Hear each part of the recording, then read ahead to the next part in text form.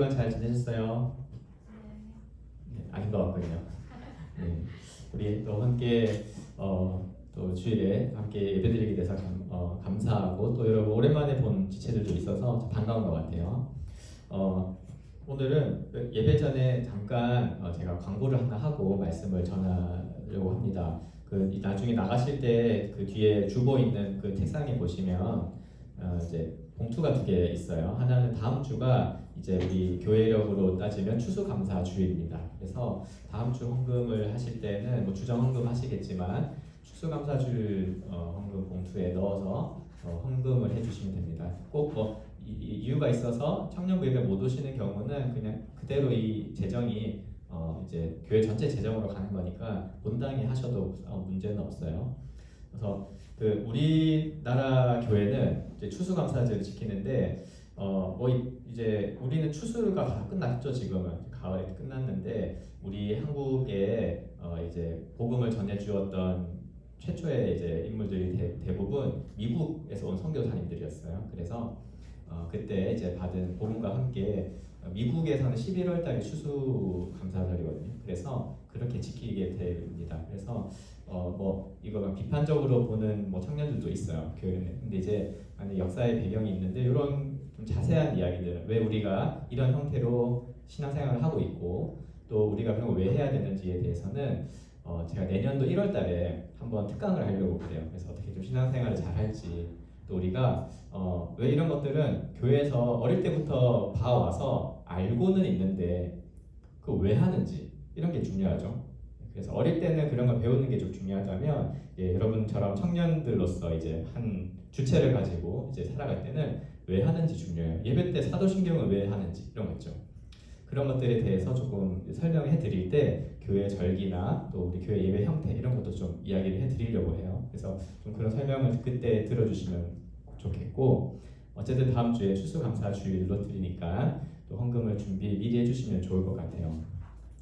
그리고 또 하나는 이제 보면은 이제 특별 건축 헌금인데 아시는 분도 알겠지만 이제 우리 동산교회가 이제 엘리베이터가 없어서 엘리베이터를 설치하면서 이제 관련된 이 교회가 보기에는 또 괜찮아 보일 수 있는데 또 오래된 건물이기 때문에 여러 보수 공사를 하는데 이제 특별 헌금을 걷게 됐어요. 이거는 제가 강제하거나 이거를 헌금을 걷는 시간을 마련하진 않을 겁니다. 광고로 구두로만 하고 하되 이제 가급적 청년부에서는 직업을 가지고 이제 자기가 수입이 있는 지체들이 위주로 해주면 좋겠고, 학생이라고 하더라도 그 금액이 중요하지 않으니까 여러분이 마음에 기도하시고, 이건 당장 내는 건 아니에요. 그래서 11월 한 달 기도해 보시고 함께 또 이 교회 공간을 함께 만들고 나면은 나중에 저희가 청년부 교육하는 공간을 또 쓰고 하는 거기 때문에 또 그런데 마음을 모아서 함께 이 생각을 해주시면 좋을 것 같습니다. 네, 제 개인적으로는 예전에 대학생 때, 그러니까 대학원생 때 이제 태어나 처음으로 그 성적 장학금이라는 걸 받아봤어요. 네, 그래서 그때 되게 뿌듯했는데, 그때 이제 제가 다니던 교회가 이런 건물 있는 교회가 아니라 이제 상가 임대해가지고 쓰는 월세 내는 교회였거든요. 이제 계속 월세가 너무 심하니까 옆에 있는 상가 건물을 이렇게 좀 공간을 해서 그쪽을 이사를 가자 이런 일이 있었는데, 그때 제가 결단해가지고 원래 자금 받아가지고 원래 놀러 가려고 그랬어요. 해외 가고 싶었는데 참고 닥치됐거든요. 물론 여러분도 그렇게 하라는 건 아니에요. 근데 이제 그렇게 하고 나서 지금 이제 제가 그 교회에 다니지도 않고 사역자로 있지만 그 교회가 없어지지 않고 그쪽에서 예배 드리고 있는 청년들 또 지체들이 있는 걸 제가 소식을 들어요. 그런 것도 있으니까 결코 이게 예전에 중세 시대에 무슨 성당을 지어서 이걸로 구원받자, 이걸로 가족들이 구원받는다 이런 이상한 미신적인 건 아니고, 우리가 예배를 더 쾌적하게 함께 공동체 생활을 할 수 있도록 하는 헌금이니까 오해 마시고 마음에 자원하는 대로 해주시면 될 것 같습니다. 네, 그러면 오늘 한번 말씀을 이제 보도록 하겠습니다. 오늘 말씀은 로마서 14장 후반부 말씀인데요. 지난주에 우리 함께 이제 본당에서 예배 드리신 분들은 또 이제 14절 전반부 말씀을 또 들었을 것 같아요.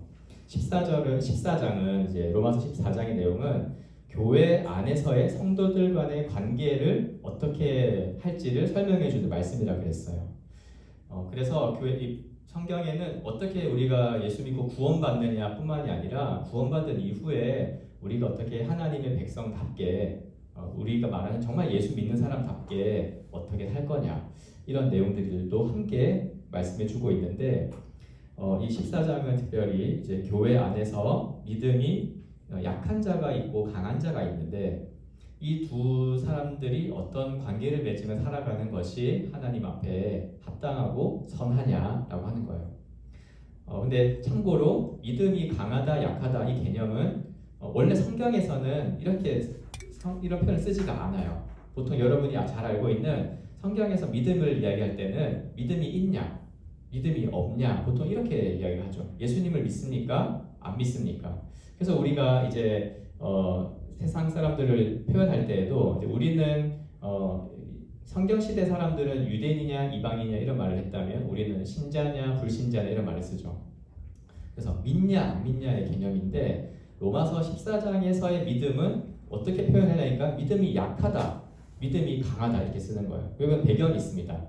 이거는 믿음이 약하다는 뜻은 교회 다닌 지 얼마 안 된 사람, 무슨 새가족 이런 걸 말하는 게 아니라 당시에 이제 특히 유대인들 출신이 주로 이 사람들이었는데 유대인들은 예수님 믿기 전에부터도 유대인이었어요. 그러니까 구약 성경을 알고 있는 사람이죠. 구약에는 율법이라는 게 있는데 구약에 의하면 그 율법에 있는 계명들을 잘 지켜서 행하는 것이 소위 말하는 구원받은 거예요. 구원받은 표를 내는 거예요. 그렇기 때문에 태어나서부터 그렇게 살아온 거죠. 마치 우리가 같이 교회를 다녀도 특별히 모태신앙인 경우가 이제 여러분 경험했을 수도 있는데 모태신앙인 경우 어떻게 하다가 내가 자발적으로든 어쩔 수 없이든 그 주일에 혹시 예배 빠져본 적이 있어요? 혹은 일부러 그냥 한번 이렇게 교회 가기 싫어가지고 안 빠져본 사람이 있어요. 대단한데 제가 부끄럽네요. 제가 교회 가기 싫어가지고 일부러 빠져본 적도 있는데 어릴 때. 근데 그럴 때 약간 뭐냐면 그러면 이제 소위 말하는 세상에서 말하는 일요일이잖아요. 휴일. 그리고 집에서 놀든 뭐 디즈니 만화를 보든 보고는 있는데 되게 불편해요. 마음이. 뭔가 이 시간에 차라리 그냥 예배 드리고 마음 편하게 갔다 와서 쉬는 게 낫겠다 싶은 그런 거리낌 같은 게 있더라고요. 뭐 그런 사소한 예인데 유대인들은 그런 게 모든 일상이 다 그랬고 특별히 먹는 것, 날짜를 지키는 것 이런 것들이 있었습니다. 근데 그건 이제 예수님을 믿고 나니까 이제 복음을 들으니까 이 구약에 그런 제시됐던 해라 하지 말라고 하는 계명들이라는 게 이제 자유하다는 거예요. 왜냐하면 그것은 예수님이 오시기까지 하나님의 그 구원을 기다리는 자들의 어떤 표시였는데 예수님을 믿음으로 변화된 게 있다면 그 율법을 통해서 무언가를 지키고 안 지키고의 그 행동 자체는 자유하다는 거예요. 오히려 율법의 정신이라 그러나요? 하나님을 사랑하고 또 하나님을 경외하고 예배하고 또 그 하나님을 닮아 우리가 서로 사랑하는 삶을 사는 것 이것이 율법의 정신이었기 때문에 이제 그리고 그 모든 정신을 예수님이 십자가를 통해 보여주셨기 때문에 이루어 주셨기 때문에 예수님을 믿는 자에게는 율법을 뭐 지키고 안 지키고의 행동이 중요한 게 아니다라는 것을 배운 거죠. 그러나 여전히 어떻습니까? 우리가 마치 이제 저도 그래요. 지금 제가 어떻게 하다가 주일에 빠지면 코로나 같은 걸로 어쩔 수 없이 교회에 못 나오게 되면은 집에서 편하게 누워서 자지 못해요. 오전 11시에.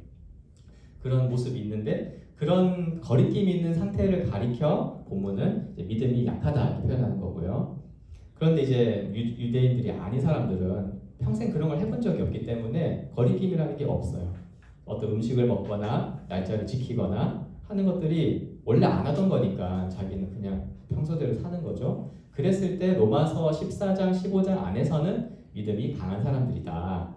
거리낌이 없이 율법으로부터 자유한 사람들이다라고 표현을 합니다. 이런 걸 전제로 이제 좀 이 권면을 받아들일 수 있을 것 같아요. 근데 보니까 13절에 이제 바울이 권면을 하죠. 그런즉 우리가 다시는 서로 비판하지 말고 도리어 부딪힐 것이나 거칠 것을 형제 앞에 두지 아니하도록 주의하라 되어 있죠. 그래서 기본적으로 이 교회에게 요청하는 자세는 어떤 부딪힐 것, 거칠 것 것을 두지 말라는 거예요. 이제 그게 음식의 문제였는데 14절에 보면 내가 주 예수 안에서 알고 확신하노니 누구든지 스스로 속된 것이 없으되 다만 속되게 여기는 그 사람에게는 속되다 이런 말을 하죠. 이것이 뭐냐면 무언가 이제 먹을 때 원래 음식이라고 하는 거는 그냥 가치 중립적인 거예요. 하나님이 창조하신 거니까. 근데 그것을 먹느냐 마느냐는 구약의 율법을 따랐으면 그게 옳은 것이다, 잘못된 것이다 기준이 있었대요. 근데 그런 것이 이제 없어진 상황일지라도 누군가 그걸 먹으면서 난 괴롭다. 이거는 하나님이 먹지 말라고 한 건데 뭐 우리가 뭐 있을까요? 술, 담배 같은 거 할 때 뭐 그냥 할 수 있죠. 근데 먹으면서 마음속에 뭐 술 먹는다고 담배 핀다고 지옥 갑니까? 술 먹고 담배 핀다고 예수님의 구원이 취소가 되나요? 그렇지 않죠. 그렇지만 어때요? 우리가 뭐 우리 문화권 안에서 특별히 한국교회 문화 안에서 제가 목사로서 술이나 담배를 앞에 두고 이거 뭐 아무것도 아닌데 오늘 밥 먹고 국수도 나왔는데 한잔 할까? 이렇게 한 잔 먹고 집에 가는데 뭐 아무것도 아닌데 그냥 담배 하나 물고 운전하면서 집에 가면 마음이 어떨까요? 너무 좋다. 이럴까요? 아니면 이래도 되나 이게? 그리고 남들이 나를 어떻게 볼까? 이렇게 생각하겠죠. 그러면 그게 속된 거예요. 그리고 그런 걸 하면은 자신이 이 죄를 범하게 되는 셈인 거다라는 원리가 생기는 거죠. 그게 이제 이 로마 교회에서는 음식에 먹는 문제였던 것 같아요. 그래서 뭐 이게 얼마나 그 음식 가지고 그렇게 좀 혐오스러워할까 그런 생각도 해봤는데 제가 상상해봤어요. 여러분이 해당될지 모르겠지만 요즘 여러분이 청년이기 때문에 공감할 수도 있는데 여러분 혹시 그 복날에 삼계탕 말고 개고기 먹는 사람 있나요? 경육 없죠. 우리 어른 세대에서는 이제 그런 거 챙겨 먹고 또 이제 그때는 이 보양식 같은 게 귀한 시대니까 또 그런 걸 챙겨 먹었을 수도 있어요. 근데 지금은 워낙 뭐 잘 음식들이 다 있으니까 먹지 않죠. 그러나 지금도 그 문화는 남아 있죠. 그래서 우리가 알아요. 이렇게 그 강아지, 개 고기가 다른 것들보다 특별히 뛰어나다 이런 거가 뭐 과학적으로 아니라고 해도 그냥 문화 때문에 이제 먹는단 말이죠. 만약 여러분 주일 예배 때 개고기 반찬이 나오고 생각해 보세요. 어떨 것 같아요? 어떤 분들은 우와 나왔네 이 귀한 게 이러면서 맛있게 먹고 오늘날 뭐 많은 청년 세대나 혹은 이제 그런 생각이 분명한 분들은 같이 교회 다니고 있어도 그 식사 자리에 함께 있지 못할 것 같아요. 되게 이제 아주 그 자체가 혐오스러울 수도 있고 함께 견디기 힘든 시간이라서 아마 밖으로 나가겠죠. 그러나 어떻습니까? 그 음식을 먹는 사람이든 저거는 인간이 먹어서는 안 되는 거라고 생각하는 사람이든 다 같은 교회에서 예배를 드리고 있다는 거예요. 그런 일종의 예를 들었는데 유대인들은 그런 우리가 개고기 먹지 않고의 이런 느낌의 뭐 100배, 1000배라고 생각하면 돼요. 그만큼 왜냐면 이건 하나님 앞에서 저거는 하나님 앞에서 심판받을 일이다라는 생각이 했기 때문에 그런 거였죠. 이렇게 했을 때 이제 로마 교회 안에 문제가 실제로 있었습니다. 바울이 이걸 들었죠.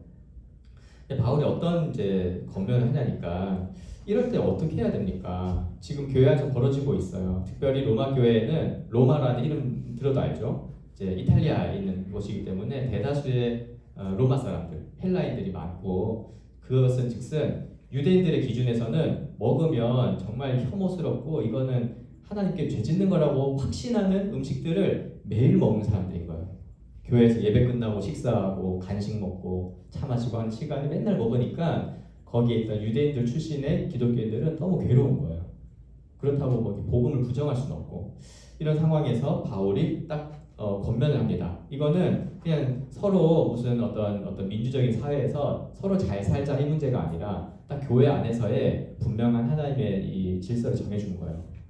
그게 뭐냐니까 15절이죠. 15절 같이 한번 읽어볼까요? 시작. 만일 음식으로 말미암아 내 형제가 근심하게 되면 이는 내가 사랑으로 행하지 아니함이라. 그리스도께서 대신하여 죽으신 형제를 내 음식으로 망하게 하지 말라.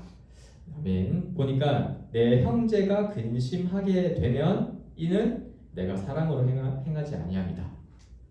여러분 교회 안에서 우리 동산교회 청년부 안에서도 마찬가지예요. 교회 안에서 어떤 뭐 문화적인 활동을 하고 서로 다른 생각을 가지고 있는 활동들을 할 때 기본적인 질서가 뭐냐면 내가 아니라 형제가 근심하게 된다는 것을 기준으로 삼아서 행동하는 것이 옳다라는 거예요.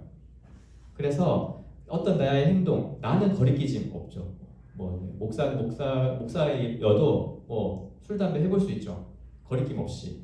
그러나 그것을 보고 어떤 사람들은 막 괴로워하고 저래도 되나? 진짜 저게 뭐 나도 머리로는 알지만 저건 좀 아닌 것 같아. 또 어떤 술 담배 이미지가 오늘날 한국 사회에서 갖고 있는 이 보편적인 이미지들이 있죠. 뭐 특히 술 같은 경우는 범죄랑도 많이 연결돼 있으니까 그 이미지가 있기 때문에 아무리 저게 속되지 않은 거라고 하더라도 그리스도인들로서 저걸 하면 안 될 것 같은데 라고 하는 사람이 단 한 명이라도 있어서 마음에 근심하고 있다면 안 하는 게 그것이 복음에 합당한 삶이라는 거예요. 그렇기 때문에 여러분, 제가 여러분이랑 같이 맛있는 거 먹으러 갈 때 반주 안 하는 거예요. 음료수로 콜라 사이다를 시키지 제가 무슨 아무리 유행한다 그래도 무슨 맛있는 칵테일 이런 거 안 시키죠. 그런 걸 통해서 누구 한 명이라도 마음에 근심을 갖게 한다는 걸 생각하면 안 하는 게 그게 무슨 그 속박돼서 그런 게 아니에요. 그러나 그것이 형제를 사랑하는 것이다. 조금 더 확대한다면 저는 이제 목사이기 때문에 더 그럴 수 있어요. 제 가족 안에서 명절에 믿지 않는 형제들과 함께 어우러질 때도 뭐 제가 이렇게 술 한잔 따라 드릴 수 있지만 그러나 절대로 받지 않죠.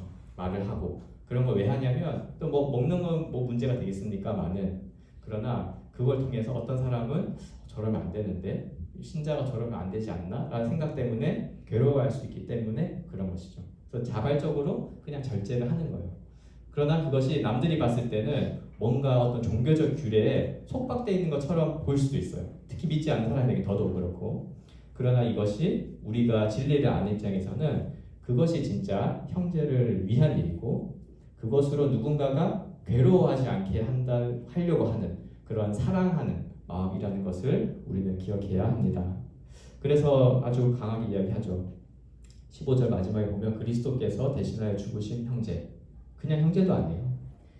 그를 위해 예수님은 십자가에서 죽으실 정도로 구원하셨는데 고작 음식 따위로, 음식 먹는 문제, 너의 자유죠. 그 따위로 그를 망하게 하지 마라 이렇게 권면을 하고 있는 것입니다. 그렇기 때문에 우리가 교회 안에서 어떤 생활들을 할 때 분명히 그럴 때가 올 거예요. 내가 가진 어떤 한 개인으로서 또 한 신자로서의 자유함이 있을 거고 그 다음에 지체들을 내가 사랑하고 이것을 위해서는 누군가 사랑하려면 원래 희생해야 되는 거예요. 그럴 때 했을 때 이게 가치가 내 안에 충돌할 수 있죠. 이거는 내가 하고 싶은 자유인데 그러나 이것을 행사하면 형제가 괴로워하거나 형제를 지체를 사랑하지 못하는 일이다 판단이 들면은 그때는 내 자유를 절제하고 지체를 사랑하기로 마음먹고 자기를 그렇게 행동하는 것이 바로 하나님의 뜻이라고 할 수가 있겠습니다. 그랬을 때 이제 어떨 때는 실제로 이렇게 살아가다 보면 저도 이제 중고등부 때부터 쭉 이렇게 교회 섬길 때 이럴 때가 있죠. 지체를 위한 섬김이기 때문에 기본적으로 사랑은 헌신이라는 걸 분모로 깔고 있죠. 그렇기 때문에 항상 왜 나만 해야 되나 이런 생각도 들 수 있어요. 또 나만 헌신하나, 내가 왜 손해 보나, 누군가 좀 대신하지 이런 생각도 들 수가 있습니다. 그럴 때 사실 이제 사탄은 내 틈타 들어올 수가 있죠. 그러나 오늘 본문 말씀 생각하면서 사실은 형제뿐만이 아니라 우리를 위해서도 예수님은 어떻게 하셨냐면 그 죽으심으로 십자가에서 자기를 내어주심으로 우리를 섬겨주신 거예요. 그것을 생각하면서 그 사랑의 기반으로 무언가를 하는 거예요. 절대로 기독교는 내가 헌신하고 열심을 낸 만큼 하나님이 뭘 줄 거라고 생각하는 신앙이 아닙니다. 세상의 타 종교는 그런 신앙이에요. 그러나 기독교의 신앙은 예수님께서 나를 위해 죽으시기까지 보여주신 하나님의 사랑과 그 은혜 때문에 내가 이것을 정말 그냥 자연스럽게 하는 거죠. 그래서 뭐 억지로 할 필요도 없어요. 다만 어떤 일들을 섬기거나 내 것을 절제할 때 손해본다는 생각보다는 주님께서 나를 위해 손해보신 게 무엇인가 헤아리면은 더 도움이 될지 것 같습니다. 그리하여서 16절처럼 너희의 선한 것, 여기에 선한 것은 예수님의 복음 혹은 예수 그리스도를 이야기할 수 있어요. 그것이 비방을 받지 않게 해야 합니다. 16절 말씀 반대로 생각해 본다면 우리가 교회 다니면서 서로 사랑하자, 서로 심지어 형제 자매라고 부르면서까지 함께 지내고 있는데 우리가 막 서로 각자가 자기 자유를 내세우면서 뭐 복음의 뭐 이단적인 건 아니지만 그러나 어떤 문화적인 거 가지고 다 이기적으로 내 하고 싶은 대로 한다면 서로 그래서 갈등도 하고 또 뭔가 근심하게 한다면 이 선한 것은 비방을 받는 거예요. 특별히 믿지 않는 사람들은 이 모습에 많은 실망을 하죠.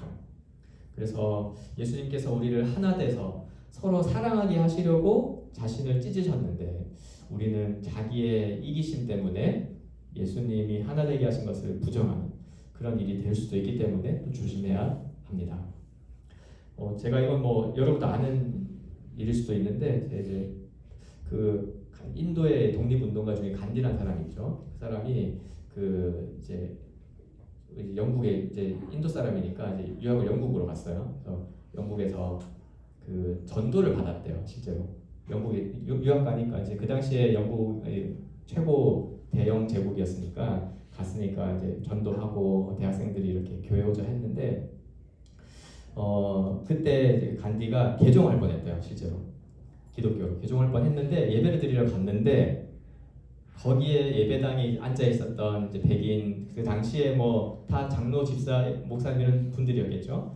그들이 이제 간디를 딱 보더니 이제 인종차별 그리고 식민지 사람이잖아요. 그러니까 그런 걸 하는 걸 보고 돌아서 나왔고 이제 그런 일화를 하면서 간디가 이제 남긴 말이 나는 근데 간디가 예수님의 산상수훈 말씀에 큰 감명을 받고 자기의 독립운동의 어떤 모토로 삼아요. 비폭력 운동에. 근데 이제 그래서 나는 예수를 너무 사랑한다.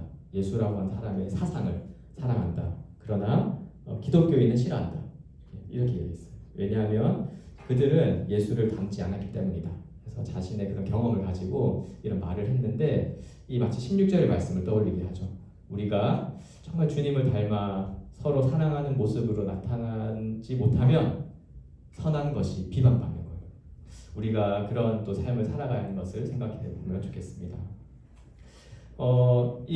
그래서 결국 바울이 우리에게 권면하는 것은 어떤 거칠 것을 또 형제를 근심하게 하는 일을 이렇게 두지 말라는 거예요.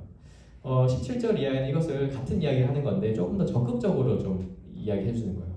그럼 뭐냐? 이게 거칠 것을 두지 말라. 약간 기본적인 거라면 훨씬 더 적극적으로라면 너희가 그리스도를 통하여서 구원받았음, 즉 하나님의 나라의 백성이 된 것을 생각하면서 지체를 대하라는 거예요. 그래서 17절에 무슨 이야기를 하냐니까 하나님의 나라에 대한 이야기를 하죠. 우리 17절 말씀 함께 읽어볼까요? 시작. 하나님의 나라는 먹는 것과 마시는 것이 아니요 오직 성령 안에 있는 의와 평강과 희락이라. 아멘. 여기서 하나님의 나라는 하나님이 풀어 설명하면 하나님이 세우시고 구원받은 자들을 다스리는 그런 하나님의 나라를 의미해요. 이제 마태복음 말씀은 똑같은 이 단어를 우리가 잘 쓰는 천국이라는 표현을 하죠. 그래서 어떤 파라다이스가 아니라 영어로 치면 파라다이스 단어가 아니라 헤븐이라고 번역하기도 하고 풀었으면 킹덤 오브 갓 되겠죠. 하나님이 다스리시는 그런 세상을 말해요. 그런데 이런 것들 생각할 때 지금 바울도 생각하기에 로마 교회가 지금 음식 먹는 문제 가지고 그 안에 함께 그리스도인들 유대인들과 이방인들이 서로 막 갈등하고 있는 걸 생각할 때 하나님께서 이렇게 우리에게 주신 이 하나님의 나라 또 성령 안에 있는 의와 평강과 희락이라고 하는 이 큰 것들에 비하면 음식 먹는 문제로 갈등하는 것은 되게 사소한 문제라는 거예요. 그래서 이건 우리도 마찬가지죠. 우리 동산교회도 우리 안에서 여러 가지 일들이 있을 때 제가 이제 부임해서 지내온 본 바로는 제가 느낀 게 하나 있어요. 이제 여러분을 보면서 우리 동산교회 청년부체들은 정말 서로 잘 배려하는 것 같아요. 어떤 양보도 정말 잘하고 어떤 일들이 일어날 때 이거 가지고 난 못하겠어 싸우고 갈등하거나 은근히 또 이제 이렇게 파가 갈려져 가지고 이렇게 갈등하고 이런 경우도 실제로 교회 안에 있는데 우리 동산교회 청년부는 참 그런 모습이 없어서 너무 감사하다. 하나님께 감사하고 그러나 또 이 말씀을 붙들고 더 앞으로도 이 말씀을 기억하면서 서로 배려하면 좋겠다. 이런 생각도 들었습니다. 이때 의와 평강과 희락이라는 건 다 예수님과 관련된 거예요. 하나님의 나라는 먹는 것, 마시는 것. 내가 오늘 뭘 먹을까? 뭘 마실까? 뭐 확대하면 나 앞으로 어떻게 살까? 난 돈 얼마나 벌까? 직장은 어디 갈까? 이런 것들을 가지고 뭐 하나님의 나라, 뭐 하나님의 다스림을 구하고 이것이 아니고 그리스도께서 우리에게 오셔서 우리가 예수를 믿을 때 주시는 하나님의 그 의가 우리에게 있는 것. 이것이 천국이에요, 사실은. 우리는 뭐 배부르고 등 싸시면 천국이라고 세상에서 말하지만 그 개념이 하나님이 창조주시기 때문에 없는 것은 아니에요. 하지만 본질적으로 성경이 말하는 천국은 하나님이 예수님을 믿는 자에게 주시는 그 의인으로 여기시는 그것이 천국인 것이고 그런데 평강이죠. 우리 평화라고도 할 수 있어요. 예수 믿는 자는 하나님과 관계가 회복된 자라고 우리가 로마서에서 배웠죠. 그렇기 때문에 우리의 근본적인 하나님과의 관계는 또 평화로워요. 하나님과의 원수가 아니에요. 평화롭게 그 평강을 누리는 것이고 그 결과로서 희락이 있죠. 기쁨. 그래서 우리가 지금 주님께 나아갈 때 뭔가 괴로워하면서 혹은 정말 하나님이 나를 어떻게 하실까 두려움이 있어가지고 살지 않죠. 늘 예수님을 생각하면 나는 연약하고 또 내가 죄 가운데 있는 것도 알게 되지만 그러나 예수님을 보내신 하나님을 생각할 때 또 예수 그리스도 안에서 우리를 의롭다고 보시는 하나님의 그 구원하심을 생각할 때 우리는 평강이 있고 또 희락 가운데 살아갈 수가 있는 거예요. 이것이 우리가 천국 백성으로 살아가는 것의 본질이지 이렇게 뭘 먹냐 먹지 마냐 나랑 생각이 다르냐 같냐 이거 가지고 티격태격하는 것은 너무나 사소한 일이라는 거예요. 그건 하나님 나라에서 천국에서 너무 작은 일이고 또 부끄러운 일이다 라고 말씀을 하는 거죠. 그리고 19절 이하에서는 이 이야기를 이제 로마 교회에 적용을 합니다. 19절 보니까 이제 그러므로 화평의 일과 서로 덕을 세우는 일에 힘쓰자 하면서 20절 음식으로 말미암아 하나님의 사업. 이때 사업은 우리가 말하는 그 돈 버는 사업이 아니에요. 하나님의 구원하심을 의미합니다. 그것을 무너지게 하지 말라. 만물이 다 깨끗하지만 거리낌으로 먹는 사람에게는 악한 것이다. 그래서 누가 지금 고기 먹고 있는데 로마 교회에서 먹는 고기는 다 우상의 신전에 갔다 온 고기들이 있거든요. 그러니까 그걸 막 먹을 거면 조용히 몰래 먹든지 교회에서 그걸 대놓고 먹으면서 괜찮아 그러고 유대인들 괴로워서 옆에서 막 울고 있는데 거기 가가지고 입 이렇게 벌리고 고기 한 입 먹어 빨리 뭐 이렇게 하면서 이렇게 하면 안 되는 거예요. 그게 율법이 아무리 자유롭다 하더라도 그 형제를 근심하게 한다면 그래서 그 형제가 근심하면서 억지로 고기를 많이 먹었다.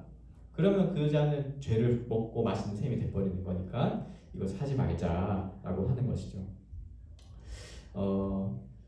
그래서 이 로마 교회에 있었던 문제를 바울은 이렇게 이야기를 하고 있고 좀 이것을 우리와 관련된 생각을 좀 해볼 때 한 가지가 있습니다. 우리도 마찬가지로 우리 안에 어떤 그 비본질적인 문제들이 많이 있어요. 뭐 아까 예를 들어서 술 담배 문제도 그렇고요.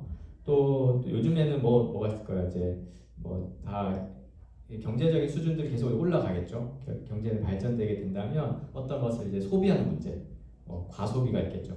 이제 뭐 옛날에는 우리가 물건을 필요해서 샀다면 이제는 약간 좀 뭔가 자아관 같은 게 바뀌어가지고 그 물건이 내 존재를 되게 표현해주는 것이라고 생각하는 시대에 있어요. 그래서 이제 나는 그 물건을 가지고 있다면 나는 이제 괜찮은 사람이고 물건이 없으면 난 비참하니까 저걸 사기 위해서 돈을 모으겠다. 이런 식의 사고를 하는 시대에 있죠.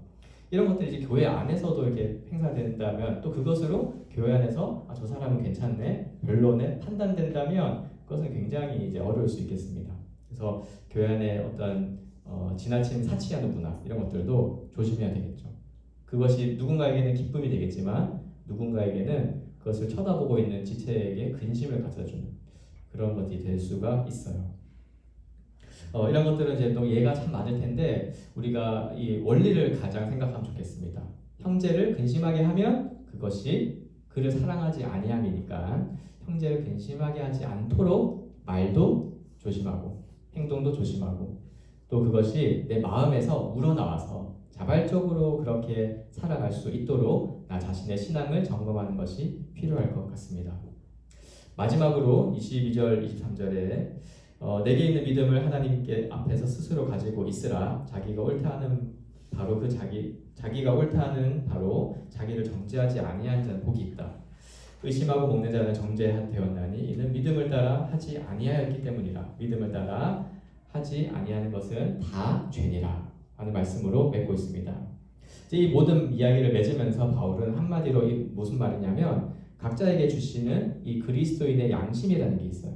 그래서 이 다루고 있는 주제 자체가 뭐 이단교리라든지 예수를 믿고 구원받냐 마냐의 문제가 아니라 어떤 문화적인 것들을 취하느냐 마느냐 그것으로 교회 안에 갈등을 하지 않게 하자는 문제이기 때문에 결국 이 일은 그리스도인의 양심에 부합하게 행동하라는 것으로 정리를 하고 있는 거예요. 그래서 여러분 우리 교회 안에서도 공동체 생활하면서 때로는 저와 여러분일 수도 있고 여러분 안에서도 그럴 수도 있고요.